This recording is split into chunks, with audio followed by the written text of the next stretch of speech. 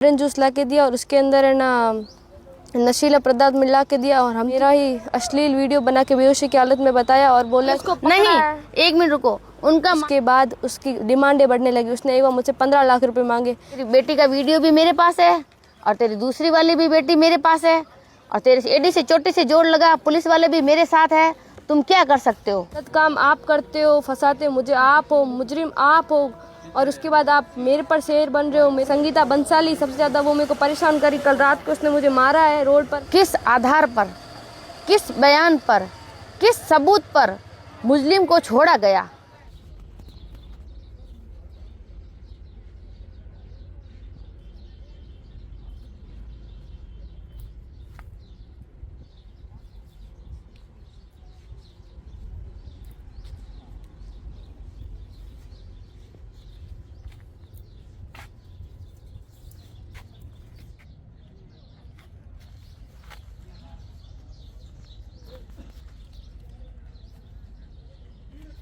Ninth class में मयूर Nobel academy में पढ़ती थी। तब वहाँ पे फिज़िक्स के हमारे टीचर थे संजय जैन बंसाली। उन्होंने मेरे पिताजी को बोला कि ये फ़िज़िक्स में कमज़ोर है, तो इस कारण हम मेरे ननियाल में ही वो रहते थे। तो ननियाल कल्याणपुरा मार्ग नंबर 3 पर उनका मकान था। वहाँ पर उन्होंने मुझे ट्यूशन के लिए बुलाया। मैं वहाँ पर गई और उन्होंने मतलब एक दिन मेरे को जुलाई में उन्होंने मेरे को एक दिन उनकी बहन संगीता ने मतलब उनके घर से के मेंबर ने किसी ने ऑरेंज जूस ला के दिया और उसके अंदर है ना नशीला पदार्थ मिला के दिया और हम तीनों ने पिया और उसमें से मैं बेहोश हो गई और मेरे को चक्कर आने लगी क्योंकि मेरे को बीपी की प्रॉब्लम है। उसके बाद संजय बंसाली ने मुझे बोला कि तू यहाँ बैठ जा सोफ़े के ऊपर, मैं तेरे को थोड़ी देर में उठा दूँगा। मेरी आँख 2.5-3 घंटों बाद खुली। तब उन्होंने मेरे को बोला कि छुट्टी हो गई, अब तू सोती गई। तो मैंने कुछ बोला नहीं। तो उसके बाद मैं घर चली गई। घर जाने के बाद मुझे कुछ असाधारण सा महसूस हुआ, पर मैंने किसी को बोला नहीं। मैं ट्यूशन नहीं गई। फिर मैं 7 दिन तक ट्यूशन गई तो उन्होंने मुझे कुछ नहीं बोला और 7वें दिन उन्होंने मुझे बोला कि तुझे एक चीज़ बताता हूँ। और उन्होंने मुझे मेरा ही अश्लील वीडियो बना के बेहोशी की हालत में बताया और बोला कि मैं तेरे माँ बाप की इज्जत खाक कर दूंगा, तो स्कूल में किसी को चेहरा बताने लायक नहीं बचेगी। मैं तेरे पूरी ज़िंदगी ख़राब कर दूंगा, तेरे किसी से शादी नहीं होगी, ऐसे वैसे करके मुझे बोला जो मैं बोलता हूँ वो करती जा। उन्होंने मुझे मेरे साथ गलत काम अपने घर पे किया 1-2 बार और उसके बाद वो मेरे घर पे आने लगा और मेरे घर पे आने के बाद उसने मेरे साथ 3-4 बार गलत काम किया और उसके बाद उसकी डिमांडें बढ़ने लगी। उसने एक बार मुझसे 15 लाख रुपए मांगे जो मेरे पास नहीं थे, क्योंकि मेरे पास पैसे नहीं थे। तो उसने मुझे बोला कि तेरी मम्मी के गहने दे। तो मैंने मेरी मम्मी के पहले एक बार गहने दिए, उसकी फिर डिमांड और बढ़ने लगी, फिर मैंने उसको और गहने दिए। ऐसे करते करते उसने मेरे को ब्लैकमेल करता गया और उसके बाद ये बात मेरे घर पर किसी फंक्शन होने के कारण मेरे माताजी को पता चल गया। उसके बाद पिताजी को फिर वो और माता पिता कुछ लोगों को लेकर समझाइश के लिए गए। तब उन्होंने अपनी गलती मानी और बोला कि मैं गहने वापस दे दूंगा और आपकी वीडियो डिलीट कर दूंगा। पर उसके बाद उन्होंने मुझसे पे वापस दबाव डाला और ना वीडियो डिलीट किया और ना उन्होंने गहने वापस दिए। और उसके बाद हमने उसके ऊपर मुकदमा किया पोक्सो का। तो उस मुकदमे को 1.5 महीना हो गया है और उसके बाद पुलिस वाले बोल रहे हैं कि हम उसको आज लाएंगे हम लाएंगे, जबकि हमारे घर वालों ने, बहुत लोगों ने उसको देखा। उन्होंने भी हमें बोला कि यहाँ पर है। हमने पुलिस वालों को बोला यहाँ पर है, उन्होंने बोला हम हमारी टीम भेज रहे ना। उन्होंने अपनी टीम भेजी। उसके बाद मेरी माताजी को एक दिन पता चला वो यहाँ पे, मेरी माताजी ने पुलिस वालों को बोला कि वो यहाँ पर है, आप आओ। तो वो वहाँ पर आए, पुलिस वाले उनको लेके गए।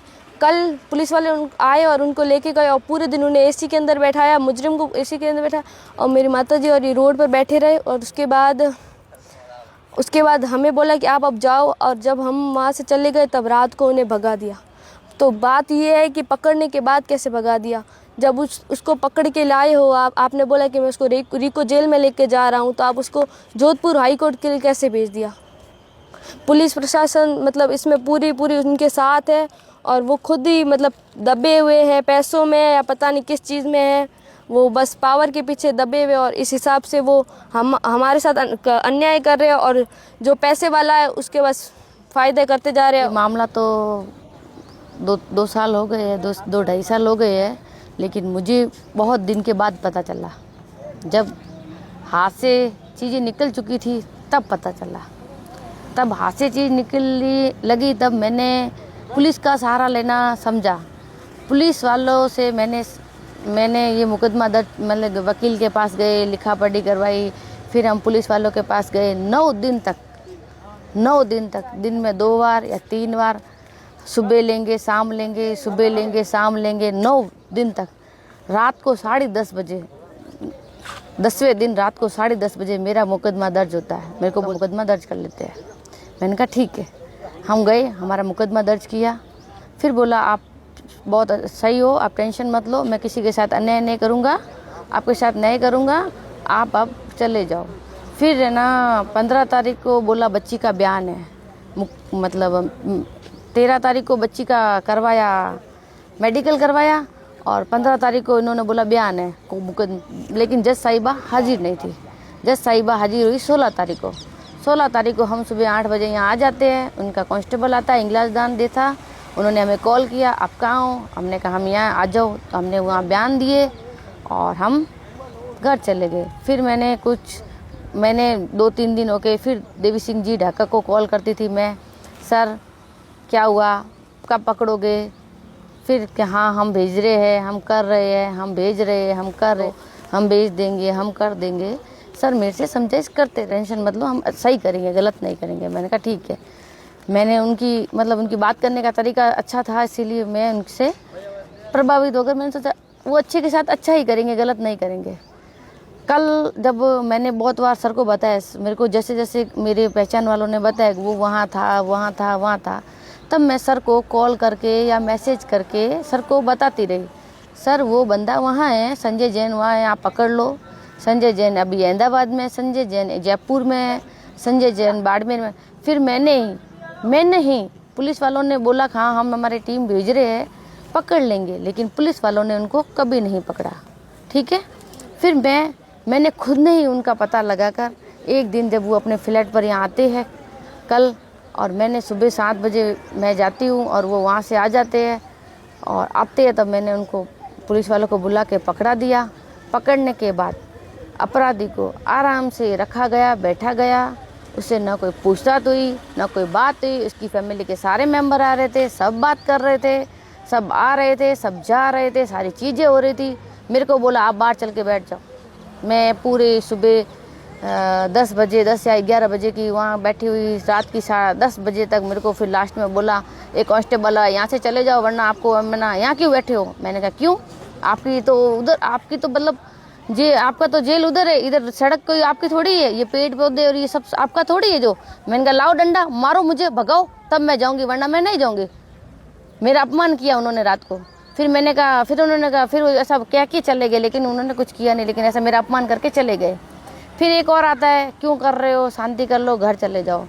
फिर थोड़ी देर बाद और आता है, फिर है ना जो इनकी एसआई है बबरी जी, जो नाम मुझे पता नहीं है, कन्फ्यूजन है सर। फिर उन्होंने वो आते, मुझे बोले चलो एक बार हम आपकी बात करवाई करें।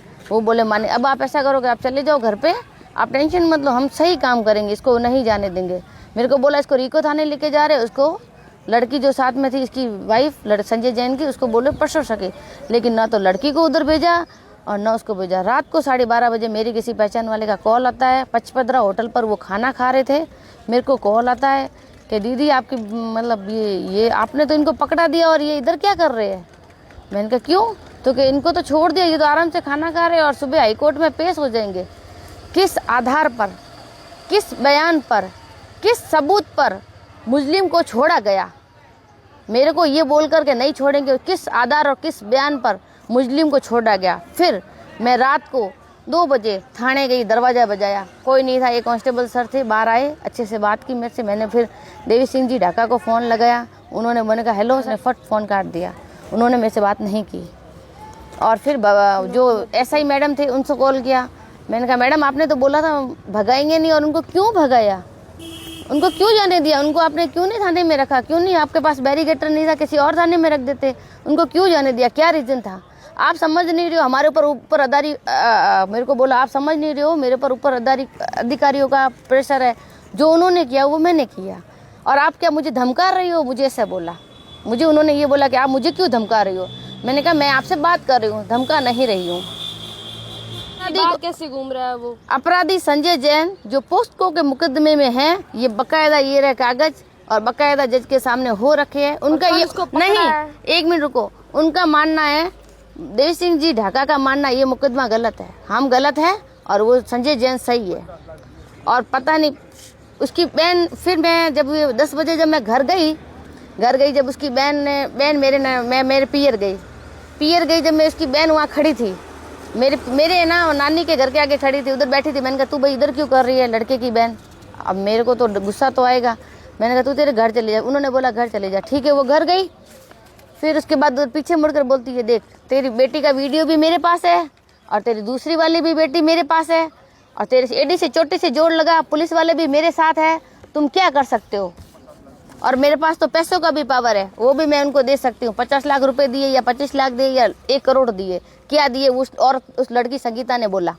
फिर उसका बाप आया, मुझे गुस्सा आया सामने से। फिर उसने बोला तुम क्या करोगे, तुम्हारी औकात नहीं है, मेरे को बोला। फिर हमारी छीना झपटी हुई, उन्होंने मेरे कपड़े फाड़े। उसके बाप ने, पिताजी ने मेरी इज्जत लूटने की कोशिश की, मेरे कपड़े फाड़े, मेरी बेटी का टी-शर्ट। और ये मेरी बेटी के देखो हाथों पर नखूनों के निशान, ये देखो नखूनों के निशान। और मुझे ये बोला आप जितना नाटक करोगे, जितने आप करोगे, हम वीडियो वायरल करेंगे, मेरी बेटी का वीडियो वायरल कर देंगे। और उनके साथ बहुत सारे लोग हैं, 10-15 लोग हैं जो उनका साथ दे रहे हैं। पवन जी धारीवाल आज उधर सिटी कोतवाली आकर मुझे बोला अगर आपने मुकदमा नहीं दिया तो मैं आपके ऊपर और मुकदमा कर दूंगा।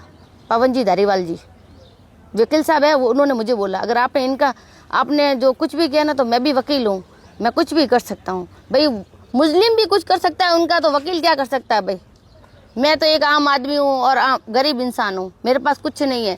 तभी मैंने लास्ट में अशोक जी शेरा जी से बात की, उन्होंने अपनी टीम भेजी और ये मेरी मांग अपनी जनता के सामने रखी।